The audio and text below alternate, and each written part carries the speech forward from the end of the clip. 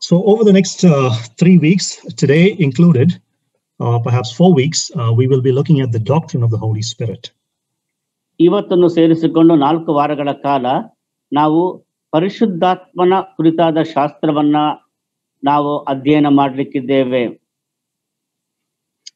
All right, this is one of the most misunderstood doctrines in the Christian faith. ಕ್ರೈಸ್ತ ನಂಬಿಕೆಯಲ್ಲಿಯೇ ಬಹಳವಾಗಿ ತಪ್ಪು ಅಭಿಪ್ರಾಯಕ್ಕೆ ಒಳಗಾದಂತಹ ಒಂದು ಬೋಧನಾ ಸಿದ್ಧಾಂತ ಅಂದರೆ ಪವಿತ್ರಾತ್ಮನ ಕುರಿತಾದ ಸಿದ್ಧಾಂತವೇ. But when you look at the world, there's a lot of teaching going on across denominations about this particular doctrine.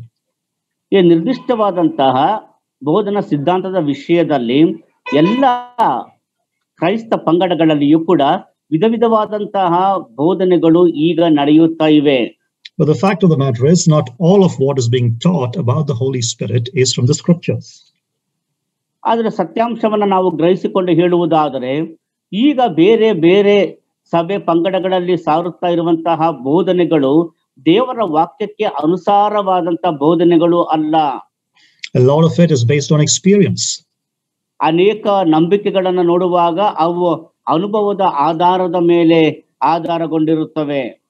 So we want to this evening start off, at least in an introductory way, about the doctrine of the Holy Spirit. ಆದ್ದರಿಂದ ಈ ದಿವಸ ನಾವು ಒಂದು ಪೀಠಿಕೆಯ ರೀತಿಯಲ್ಲಿ ಪವಿತ್ರಾತ್ಮನ ಶಾಸ್ತ್ರವನ್ನ ನಾವು ಪ್ರಾರಂಭ ಮಾಡೋಣ. Okay, now the Ephesian disciples asked Paul this question. ಎಫೆಸದ ವಿಶ್ವಾಸಿಗಳು ಅಪೊಸ್ತಲನಾದ ಪೌಲನಿಗೆ ಈ ಪ್ರಶ್ನೆಯನ್ನ ಕೇಳುತ್ತಾರೆ. I'm sorry, the Ephesian disciples answered the question that Paul asked of them.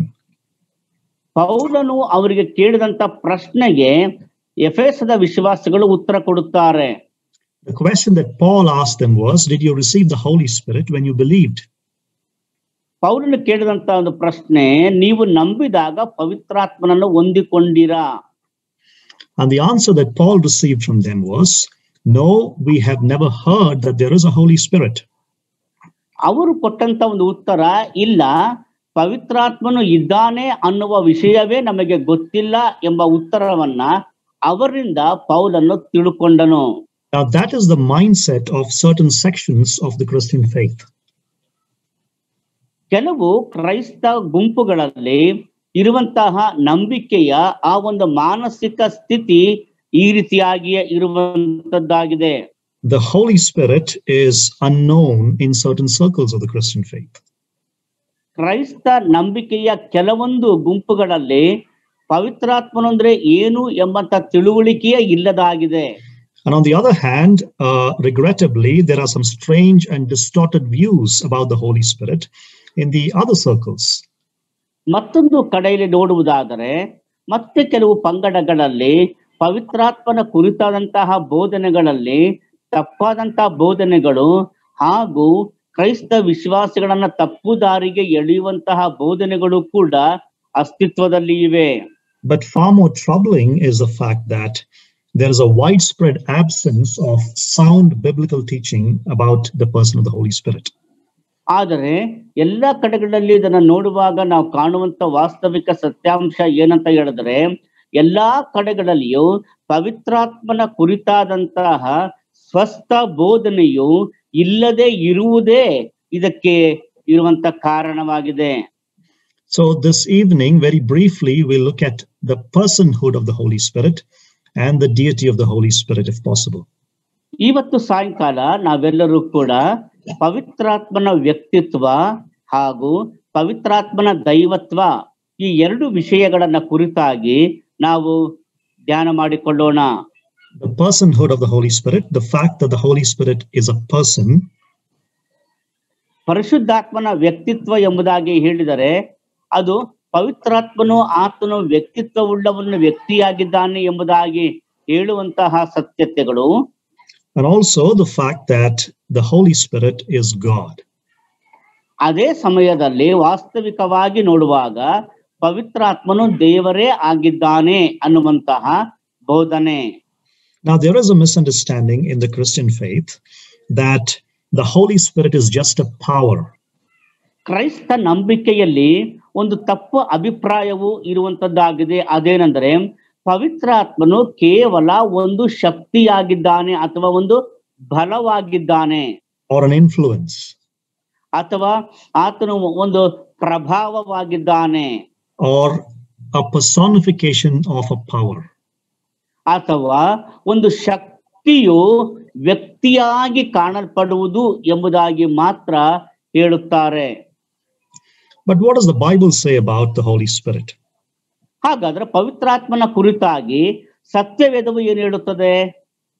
So we'll first look at the personhood of the Holy Spirit. ನಾವು ಮೊದಲನೇದಾಗಿ ಪವಿತ್ರಾತ್ಮನ ವ್ಯಕ್ತಿತ್ವದ ಕುರಿತಾಗಿ, ಆತನೊಬ್ಬ ವ್ಯಕ್ತಿ ಅನ್ನೋದನ್ನ ಕುರಿತಾಗಿ ನಾವು ನೋಡೋಣ. It is straight from the Bible that the Holy Spirit is a person. ನೇರವಾಗಿ ದೇವರ ವಾಕ್ಯದಿಂದ ನಾವು ನೋಡುವಾಗ ಅಲ್ಲಿ ನಾವು ಕಾಣುವಂಥದ್ದು ದೇವರಾತ್ಮನು ಅಥವಾ ಪವಿತ್ರಾತ್ಮನು ಒಬ್ಬ ವ್ಯಕ್ತಿಯಾಗಿದ್ದಾನೆ. So how do we know from the Bible that the Holy Spirit is a person? ದೇವರ ವಾಕ್ಯದಿಂದ ನಾವು ಪವಿತ್ರಾತ್ಮನು ಒಬ್ಬ ವ್ಯಕ್ತಿಯಾಗಿದ್ದಾನೆ ಎಂದು ಹೇಗೆ ನೋಡಲು ಸಾಧ್ಯ? The first thing is the Holy Spirit possesses and exhibits the attributes of a person. ಮೊದಲನೇದಾಗಿ ಪವಿತ್ರಾತ್ಮನು ಆತನು ಒಬ್ಬ ವ್ಯಕ್ತಿಯಲ್ಲಿ ಇರುವಂತಹ ಗುಣಲಕ್ಷಣಗಳನ್ನ ಆತನು ತನ್ನಲ್ಲಿ ತೋರ್ಪಡಿಸುತ್ತಾನೆ.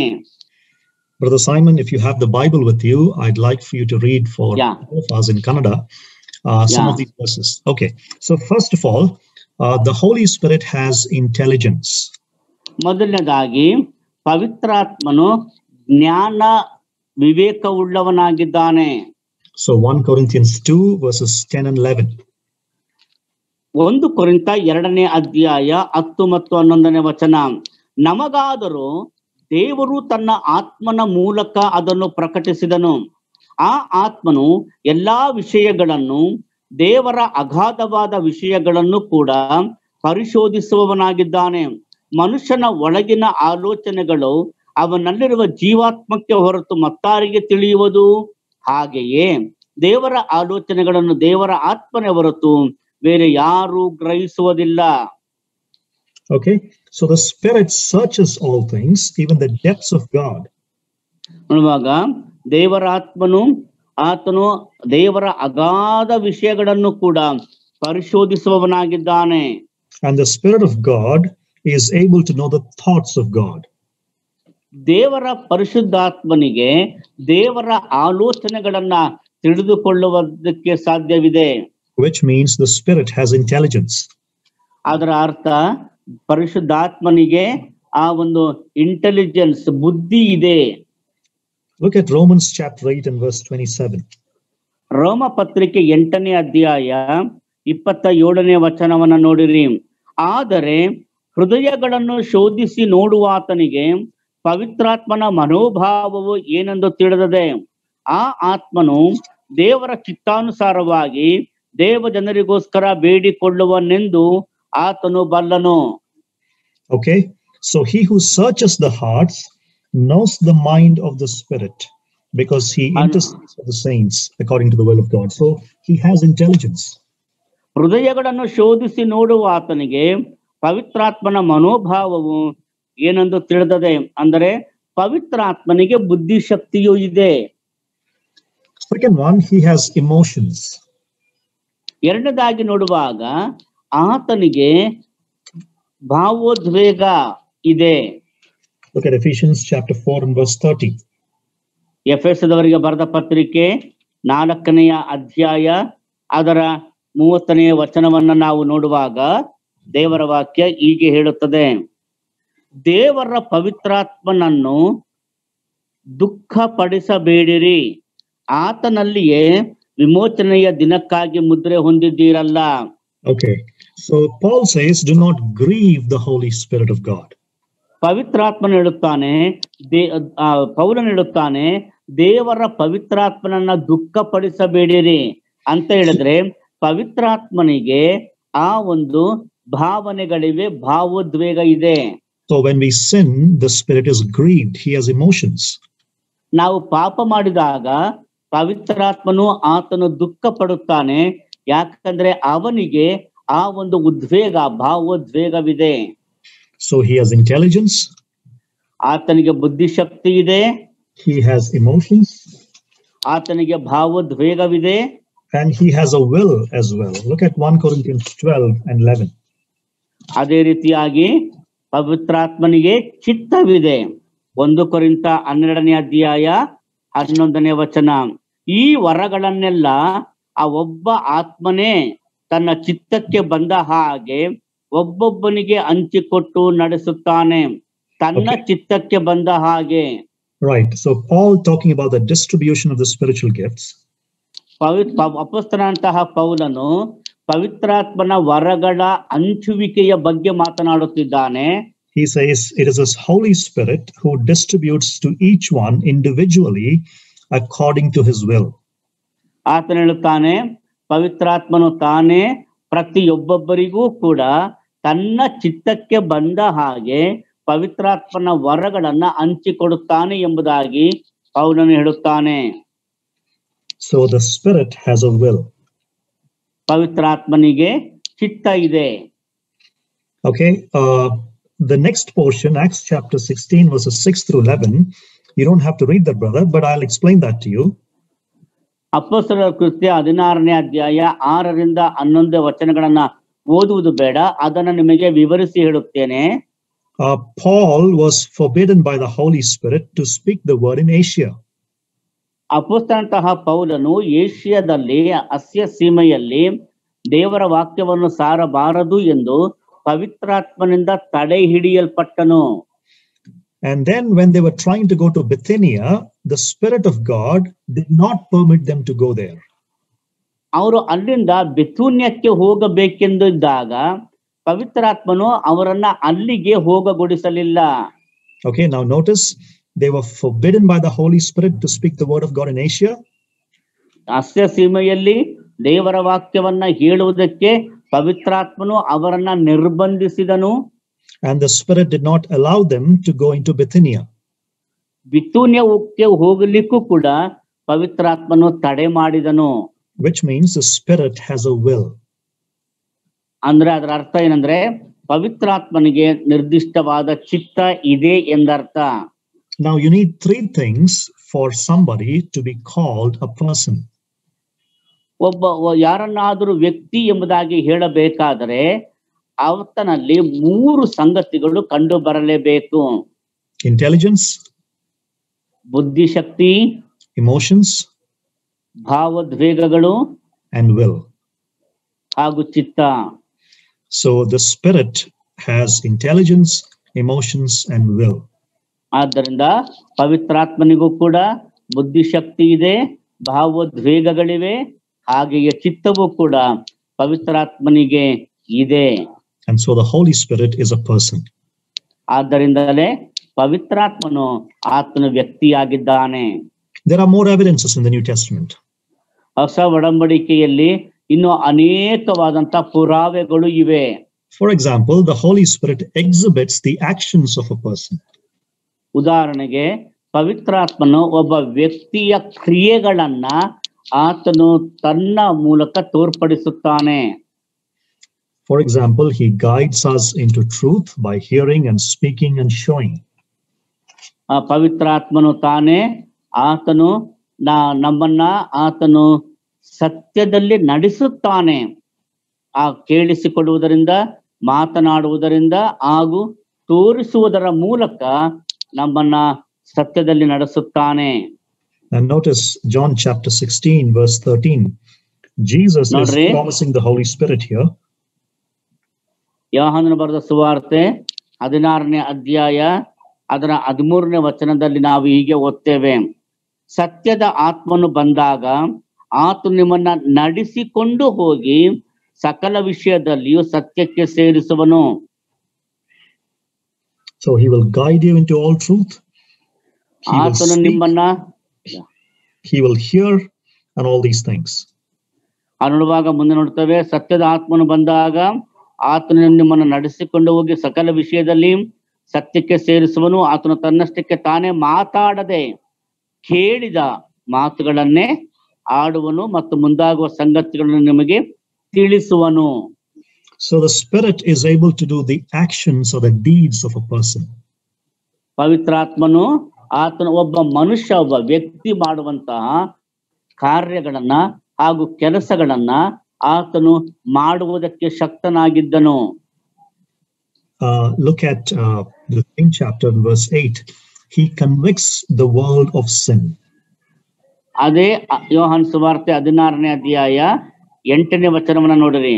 ಆತನು ಬಂದು ಪಾಪ, ನೀತಿ, ನ್ಯಾಯ ತೀರುವಿಕೆ ಈ ವಿಷಯಗಳಲ್ಲಿ ಲೋಕಕ್ಕೆ ಅರುಹನ್ನು ಹುಟ್ಟಿಸುವನು ಎಂದು ಬರೆದದೆ. Okay, so he's able to convict people of their sin. ಮನುಷ್ಯರಿಗೆ ಅವರ ಪಾಪದ ವಿಷಯದಲ್ಲಿ ಮನವರಿಕೆ ಮಾಡುವಂತಹ ಶಕ್ತಿ ಪವಿತ್ರಾತ್ಮನಿಗೆ ಇದೆ. The next one, Acts chapter 8 verse 39, he is able to perform miracles. ಅಪೊಸ್ತಲ ಕೃತ್ಯಗಳ ಪುಸ್ತಕ 8ನೇ ಅಧ್ಯಾಯ 39ನೇ ವಚನಕ್ಕೆ ಬಂದಾಗ ಪವಿತ್ರಾತ್ಮನು ಅದ್ಭುತಗಳನ್ನ ಮಾಡಲಿಕ್ಕೆ ಶಕ್ತನು ಎಂದು ಓದುತ್ತೇವೆ. So it is the incident of the baptism of the Ethiopian eunuch. ನೋಡುವಾಗ ಇಥಿಯೋಪಿಯಾದ ಕಂಚುಕಿಯ ದೀಕ್ಷಾ ಸ್ಥಾನದ ಸಂಬಂಧದಲ್ಲಿ ಬರೆಯಲ್ಪಟ್ಟ ಮಾತು. So Philip comes, right, go on brother. ಅವರು ನೀರನ್ನು ಬಿಟ್ಟು ಮೇಲಕ್ಕೆ ಬಂದಾಗ ಕರ್ತನ ಆತ್ಮ ಫಿಲಿಪ್ಪನನ್ನ ಎತ್ತಿಕೊಂಡು ಹೋಗಲಾಗಿ ಕಂಚುಕಿಯು ಸಂತೋಷವುಳ್ಳವನಾಗಿ ತನ್ನ ದಾರಿಯನ್ನು ಹಿಡಿದು ಅವನನ್ನು ಕಾಣಲೇ ಇಲ್ಲ. Okay, the Spirit of the Lord snatched Philip away. It's a miracle. ದೇವರ ಆತ್ಮನು ಆ ಫಿಲಿಪ್ಪನನ್ನ ಆತನು ಎತ್ತಿಕೊಂಡು ಹೋಗಲಾಗಿ, ಅದು ಅದ್ಭುತವೇ.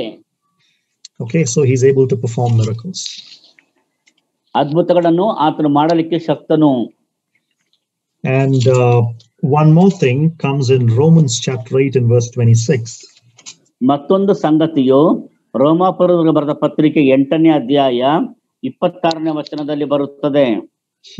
He intercedes for us. ಆತನು ನಮಗಾಗಿ ಬೇಡುತ್ತಾನೆ. ಹಾಗೆ ಪವಿತ್ರಾತ್ಮನು ಸಹ ನಮ್ಮ ಆಸಕ್ತಿಯನ್ನು ನೋಡಿ ಸಹಾಯ ಮಾಡುತ್ತಾನೆ. ಹೇಗೆಂದರೆ ನಾವು ತಕ್ಕ ಪ್ರಕಾರ ಏನು ಬೇಡಿಕೊಳ್ಳಬೇಕೋ ನಮಗೆ ಗೊತ್ತಿಲ್ಲದರಿಂದ ಪವಿತ್ರಾತ್ಮನು ತಾನೇ ಮಾತಿಲ್ಲದಂತ ನರಳಾಟದಿಂದ ನಮಗೋಸ್ಕರ ಬೇಡಿಕೊಳ್ಳುತ್ತಾನೆ. Okay, so the Spirit helps us in our weaknesses. ಪವಿತ್ರಾತ್ಮನು ನಮ್ಮ ಬಲಹೀನತೆಗಳಲ್ಲಿ ನಮಗೆ ಸಹಾಯ ಮಾಡುತ್ತಾನೆ. Often when we are distressed and dismayed and troubled about things, we don't know what to pray and how to pray. ಅನೇಕ ಸಾರಿ ನಾವು ಕಷ್ಟಗಳಲ್ಲಿಯೂ ಸಂಕಷ್ಟಗಳಲ್ಲಿಯೂ ಸಮಸ್ಯೆಗಳಲ್ಲಿಯೂ ನಾವು ಸಿಕ್ಕಿಕೊಂಡಾಗ ನಾವು ಏನು ಮಾಡಬೇಕು, ಏನು ಪ್ರಾರ್ಥನೆ ಮಾಡಬೇಕು ನಮಗೆ ಗೊತ್ತಿಲ್ಲದೆ ನಾವೆಲ್ಲರೂ ಕೂಡ ಬಹಳವಾಗಿ ತೊಳಲಾಡುತ್ತಾ ಇರುತ್ತೇವೆ. But the Spirit himself intercedes for us. ಅಂತ ಸಂದರ್ಭದಲ್ಲಿ ಪವಿತ್ರಾತ್ಮನು ತಾನೇ ನಮಗೋಸ್ಕರ ಆತನು ಬೇಡುವವನಾಗಿರುತ್ತಾನೆ. So the Holy Spirit exhibits or is able to perform the actions or the deeds of a person. ಪವಿತ್ರಾತ್ಮನು ಈ ರೀತಿಯಾಗಿ ಆತನು ಒಬ್ಬ ವ್ಯಕ್ತಿಯು ಮನುಷ್ಯನು ಮಾಡುವಂತಹ ಕ್ರಿಯೆಗಳನ್ನ ಆತನು ಮಾಡಿ ಆತನು ತೋರಿಸುವುದರ ಮೂಲಕ ಆತನು ವ್ಯಕ್ತಿತ್ವ ಉಳ್ಳವನು ಎಂಬುದನ್ನ ತೋರ್ಪಡಿಸುತ್ತಾನೆ. So firstly, the Holy Spirit possesses and exhibits the attributes or the characteristics of a person.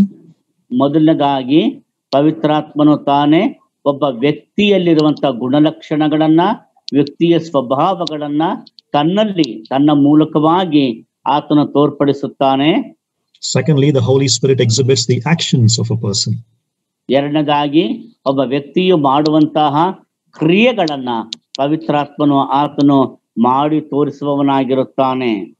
Thirdly, the Holy Spirit receives ascriptions given only to a person, which means you can relate to the Holy Spirit as a person. ಮೂರನೇದಾಗಿ ನೋಡುವಾಗ ಕೇವಲ ವ್ಯಕ್ತಿಗಳಿಗೆ ಮಾತ್ರ ಹೇಳಲ್ಪಟ್ಟಂತಹ ಆ ವಾಸ್ತವಿಕ ಸತ್ಯಗಳನ್ನ ಪವಿತ್ರಾತ್ಮನು ತನ್ನಲ್ಲಿ ಆತನು ಹೊಂದಿಕೊಂಡವನಾಗಿರುತ್ತಾನೆ. ಅಂದರೆ ಈ ಕಾರ್ಯಗಳು ಮನುಷ್ಯನಲ್ಲಿ ನಾವು ಕಾಣುವಂತಹ ಗುಣಗಳಾಗಿವೆ.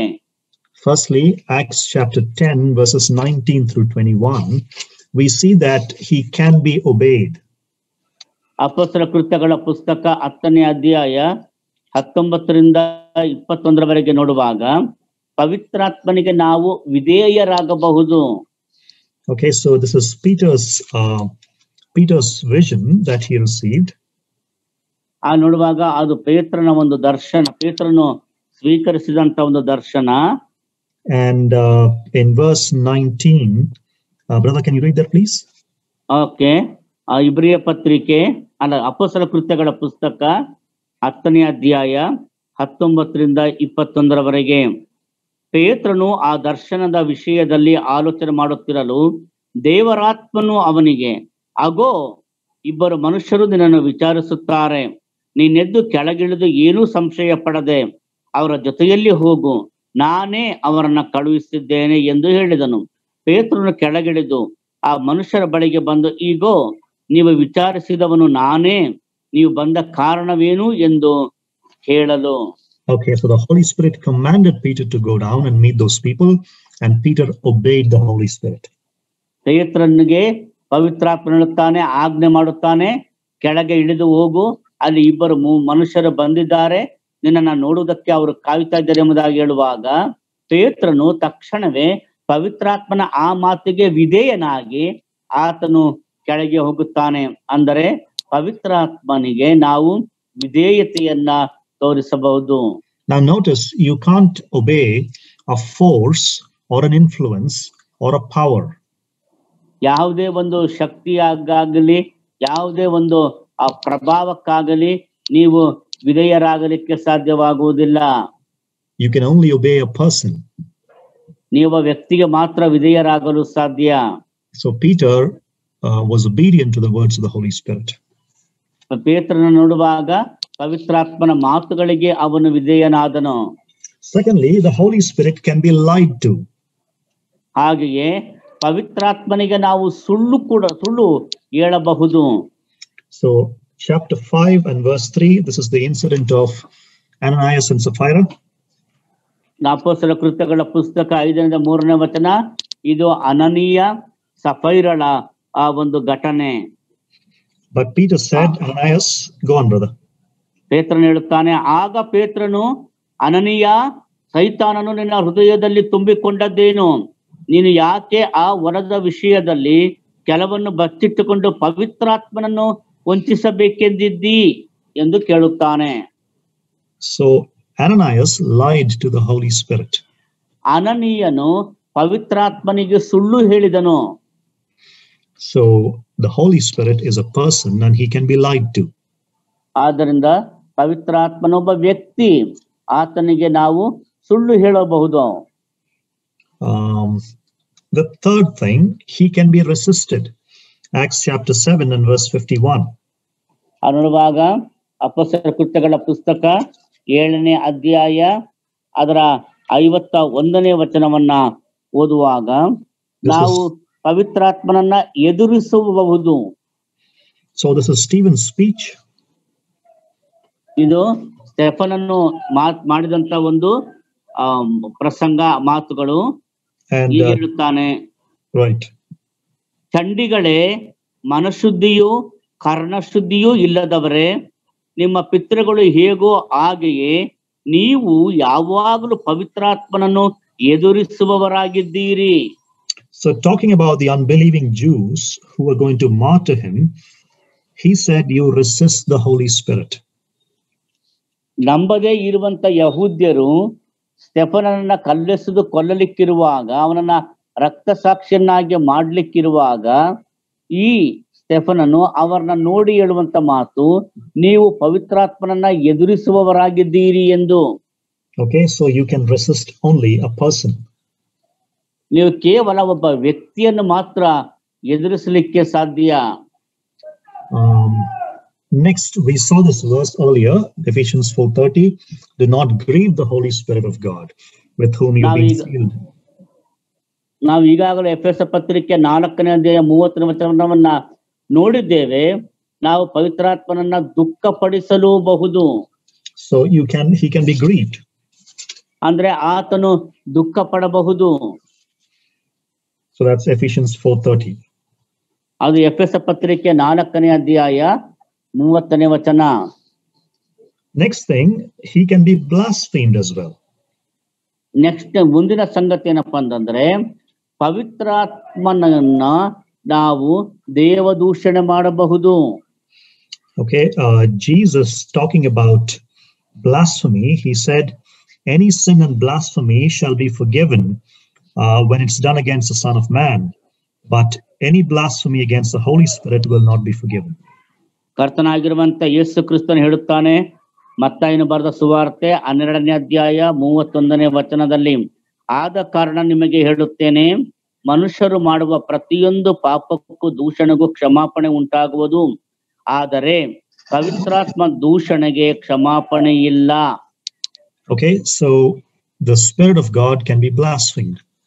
ಅಂದ್ರೆ ದೇವರ ಪರಿಶುದ್ಧಾತ್ಮನೂ ಕೂಡ ಆತನು ದೂಷಿಸಲ್ಪಡಬಹುದು. Lastly, in this section, we look at one more thing, that he can be insulted. ನೋಡುವಾಗ ಈ ಒಂದು ವಿಷಯಕ್ಕೆ ಬಂದಾಗ ಕೊನೆಯದಾಗಿ ನೋಡುತ್ತೇವೆ, ಪವಿತ್ರಾತ್ಮನನ್ನ ನಾವು ಇನ್ಸಲ್ಟ್ ಮಾಡಬಹುದು, ಅವಮಾನ ಪಡಿಸಬಹುದು. Yes, Hebrews 10 verse 29. ಇಬ್ರಿಯರಿಗೆ ಬರೆದ ಪತ್ರಿಕೆ 10ನೇ ಅಧ್ಯಾಯ ಅದರ 29ನೇ ವಚನವನ್ನು ನಾವು ಓದುವಾಗ ಅಲ್ಲಿ ಪವಿತ್ರಾತ್ಮನನ್ನ ನಾವು ಅವಮಾನಿಸುವುದರ ಕುರಿತಾಗಿ ನಾವು ಓದುತ್ತೇವೆ. Okay. ಯಾವನು go on, brother, sorry. ಯಾವನು ದೇವಕುಮಾರನನ್ನು ತುಳಿದು ಒಡಂಬಡಿಕೆಯನ್ನು ಸ್ಥಿರಪಡಿಸಿದಂತ ತನ್ನನ್ನು ಪವಿತ್ರ ಮಾಡಿದಂತ ರಕ್ತವನ್ನು ಅಶುದ್ಧವೆಂದೆಣಿಸಿ ದೇವರ ಕೃಪಾವರವಾಗಿರುವ ಆತ್ಮನನ್ನು ತಿರಸ್ಕಾರ ಮಾಡಿದ್ದಾನೋ ಅವನು ಇನ್ನೂ ಎಷ್ಟೋ ಕ್ರೂರವಾದ ದಂಡನೆಗೆ ಪಾತ್ರನಾಗಬೇಕೆಂಬುದನ್ನು ಯೋಚಿಸಿರಿ. So the Holy Spirit can be insulted. ಪವಿತ್ರಾತ್ಮನು ತಿರಸ್ಕರಿಸಲ್ಪಡಬಹುದು. So the Holy Spirit receives ascriptions given only to a person.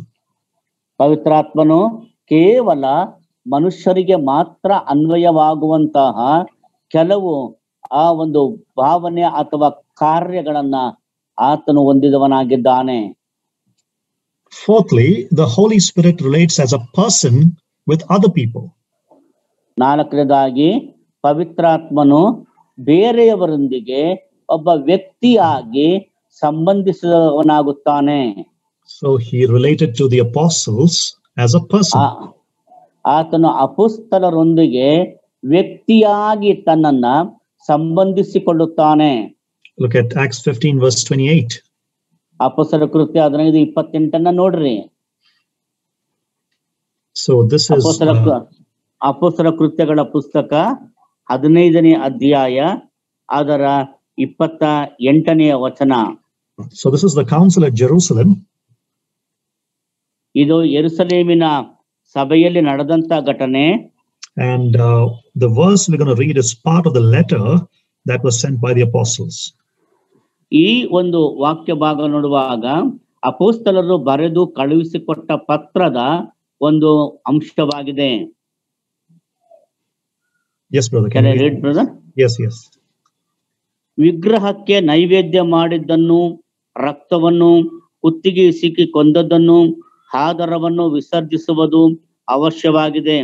ಇದಕ್ಕೆ ಹೆಚ್ಚಿನ ಭಾರವನ್ನು ನಿಮ್ಮ ಮೇಲೆ ಹಾಕಬಾರದೆಂದು ಪವಿತ್ರಾತ್ಮನಿಗೂ ನಮಗೂ ವಿಹಿತವಾಗಿ ತೋರಿತು. ನೀವು ಎಚ್ಚರವಾಗಿದ್ದು ಇವುಗಳ ಗೊಡವೆಗೆ ಹೋಗದಿದ್ದರೆ ನಿಮಗೆ ಒಳ್ಳೆಯದಾಗುವುದು, ಶುಭವಾಗಲಿ. Okay, so he is able to relate to the apostles as a person. ಅಲ್ಲಿ ಪವಿತ್ರಾತ್ಮನು ಅಪೊಸ್ತಲರೊಂದಿಗೆ ಆತನು ಸಂಬಂಧಿಸಿ ಮಾತನಾಡುತ್ತಾನೆ. ಪವಿತ್ರಾತ್ಮನಿಗೂ ನಮಗೂ ವಿಹಿತವಾಗಿ ಕಂಡಿತು. Right. And he related to Jesus as a person as well in his earthly ministry. Look at John chapter 16 and verse 14. ಯೇಸು ಕ್ರಿಸ್ತನು ಈ ಭೂಮಿಯ ಮೇಲಿದ್ದಾಗ ಆತನು ಭೂಮಿಯ ಮೇಲೆ ಸೇವೆ ಮಾಡುವಾಗಲೂ ಕೂಡ ಆತನು ಯೇಸು ಕ್ರಿಸ್ತನೊಂದಿಗೆ ಆತನು ಸಂಬಂಧಿಸಿದವನಾಗಿಯೇ ಆತನು ಇದ್ದನು. ನೋಡ್ರಿ, ಯೋಹಾನ ಸುವಾರ್ತೆ 16ನೇ ಅಧ್ಯಾಯ 14ನೇ ವಚನ. ಆತನು ನನ್ನದರೊಳಗಿಂದ ತೆಗೆದುಕೊಂಡು ನಿಮಗೆ ತಿಳಿಸುತ್ತಾ ನನ್ನನ್ನೇ ಮಹಿಮೆ ಪಡಿಸುವನು. Okay, so he will glorify me. ಪವಿತ್ರಾತ್ಮನು ನನ್ನನ್ನ ಮಹಿಮೆ ಪಡಿಸುವನು. So he is able to relate to Jesus as a person. ಅಲ್ಲಿ ಪವಿತ್ರಾತ್ಮನು ಕರ್ತನಾಗಿರುವಂತ ಯೇಸು ಕ್ರಿಸ್ತನೊಂದಿಗೆ ಒಬ್ಬ ವ್ಯಕ್ತಿಯಾಗಿ ಆತನು ಸಂಬಂಧಿಸಿದವನಾಗುತ್ತಾನೆ. Thirdly, he is able to relate to God the Father and God the Son both as a person. ಮೂರನೇದಾಗಿ ಆತನು ತಂದೆಯಾದ ದೇವರೊಂದಿಗೂ ಹಾಗೂ ಮಗನಾದಂತ ಯೇಸು ಕ್ರಿಸ್ತನೊಂದಿಗೂ ಕೂಡ ತನ್ನನ್ನ ಸಂಬಂಧಿಸಿಕೊಳ್ಳುವವನಾಗುತ್ತಾನೆ. As a person. ಒಬ್ಬ ವ್ಯಕ್ತಿಯಾಗಿ. Look at 2 Corinthians 13:14, just one verse in this. ಇದರಲ್ಲಿ ಒಂದು ವಾಕ್ಯವನ್ನ ನಾವು ನೋಡಿಕೊಳ್ಳೋಣ. 2ನೇ ಕೊರಿಂಥ ಪತ್ರಿಕೆ 13ನೇ ಅಧ್ಯಾಯ 14ನೇ ವಚನದಲ್ಲಿ ಕೊಡುವಂತಹ ಆ ಒಂದು ಅಂತ್ಯಾಶೀರ್ವಾದದ ಆ ಒಂದು ಮಾತನ್ನ ನೋಡುವಾಗ ಅಲ್ಲಿ ಹೀಗೆ ನಾವು ಓದುತ್ತೇವೆ. Shall I read it? Yes. ನಮ್ಮ ಕರ್ತನಾದ ಯೇಸು ಕ್ರಿಸ್ತನ ಕೃಪೆಯೂ ದೇವರ ಪ್ರೀತಿಯೂ ಪವಿತ್ರಾತ್ಮನ ಅನ್ಯೋನ್ಯತೆಯೂ ನಿಮ್ಮೆಲ್ಲರ ಸಂಗಡವಿರಲಿ. Okay, so this is the Pauline benediction. ಇದು ಪೌಲನ ಅಂತ್ಯಾಶೀರ್ವಾದ. And Paul is saying that the grace of the Lord Jesus Christ is a person, the love of God the Father is a person, and the fellowship of the Holy Spirit. So the Holy Spirit is a person as well. ನಮ್ಮ ಕರ್ತನಾದ ಯೇಸು ಕ್ರಿಸ್ತನ ಕೃಪೆಯು ಅಂದರೆ ಕರ್ತನಾದ ಯೇಸು ಕ್ರಿಸ್ತನ ವ್ಯಕ್ತಿಯಾಗಿದ್ದಾನೆ. ದೇವರ ಪ್ರೀತಿಯು ದೇವರು ವ್ಯಕ್ತಿಯಾಗಿದ್ದಾನೆ. ಆತನೊಂದಿಗೆ ಪವಿತ್ರಾತ್ಮನ ಅನ್ಯೋನ್ಯತೆಯು ನಿಮ್ಮದರ ಸಂಗಡವಿರಲಿ ಅಂದ್ರೆ ಪವಿತ್ರಾತ್ಮನು ಕೂಡ ವ್ಯಕ್ತಿಯಾಗಿದ್ದಾನೆ. Okay, so ಈ ರೀತಿ he is able to relate with the other members of the Trinity as a person. ಈ ರೀತಿಯಾಗಿ ಪವಿತ್ರಾತ್ಮನು ತ್ರೈಏಕತ್ವದ ಉಳಿದ ಇಬ್ಬರೊಂದಿಗೆ ವ್ಯಕ್ತಿಯಾಗಿ ತನ್ನನ್ನ ಆತನು ಸಂಬಂಧಿಸಿಕೊಳ್ಳುತ್ತಾನೆ. Okay, he is able to relate to his own power as a person.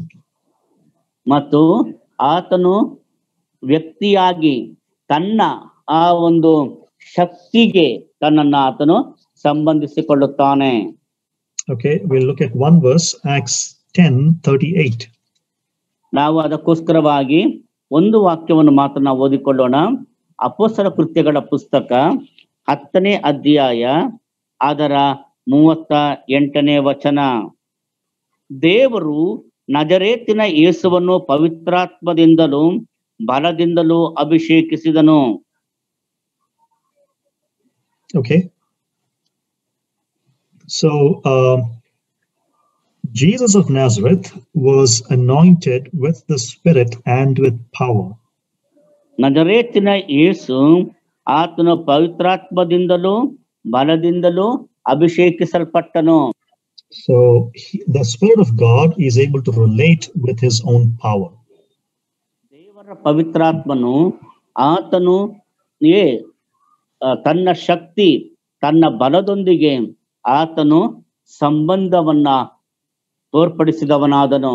Which means he is not a power himself, but he is a person, and he is a powerful person. ಅದರರ್ಥ ಆತನು ಒಂದು ಶಕ್ತಿ ಅಲ್ಲ, ಬದಲಾಗಿ ಆತನು ವ್ಯಕ್ತಿಯಾಗಿದ್ದಾನೆ. ವ್ಯಕ್ತಿಯಾಗಿರುವ ಪವಿತ್ರಾತ್ಮನಲ್ಲಿ ಶಕ್ತಿಯು ತುಂಬಿದೆ ಎಂಬುದಾಗಿ ಅದರ ಅರ್ಥ. So the Holy Spirit receives the ascriptions given only to a person. ಪವಿತ್ರಾತ್ಮನು ಕೇವಲ ವ್ಯಕ್ತಿಗೆ ಮಾತ್ರ ಅನ್ವಯಿಸಲ್ಪಡುವಂತಹ ವ್ಯಕ್ತಿಗತ ಗುಣಲಕ್ಷಣಗಳನ್ನ ತನ್ನಲ್ಲಿ ತೋರ್ಪಡಿಸಿಕೊಳ್ಳುತ್ತಾನೆ. And the Holy Spirit relates as a person to other people.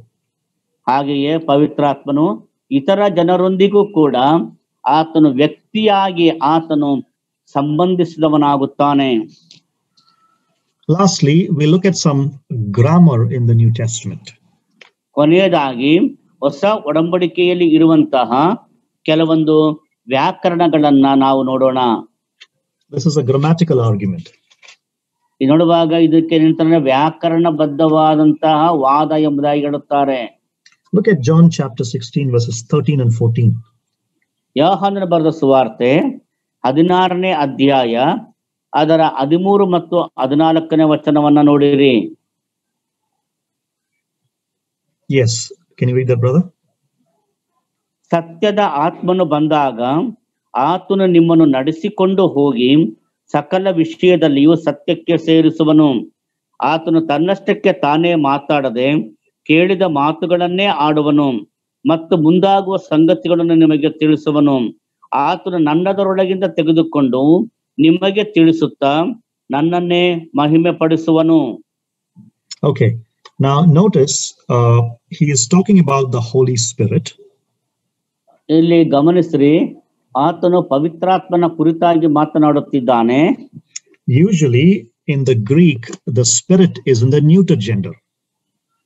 ನೋಡುವಾಗ ಸಾಮಾನ್ಯವಾಗಿ ಹೊಸ ಒಡಂಬಡಿಕೆಯಲ್ಲಿ ಗ್ರೀಕ್ ನಲ್ಲಿ ನೋಡುವಾಗ ಪವಿತ್ರಾತ್ಮನು ಎಂಬುದಾಗಿ ಹೇಳುವಾಗ ನ್ಯೂಟ್ರಲ್ ಜೆಂಡರ್ ನಲ್ಲಿ ಇರ್ತದೆ. ಅಂದ್ರೆ ಹೇಳ್ತಾರೆ not masculine, not feminine. ಅಲ್ಲ, ಅದು ನಪುಂಸಕಲಿಂಗ. ಅಂದ್ರೆ ಪುಲ್ಲಿಂಗನೂ ಅಲ್ಲ, ಸ್ತ್ರೀಲಿಂಗನೂ ಅಲ್ಲ, ನಪುಂಸಕ ಲಿಂಗದ ಆ ವ್ಯಾಕರಣದಲ್ಲಿ ಬಳಸಲ್ಪಟ್ಟಿದೆ. Usually the neuter gender is used for the Spirit.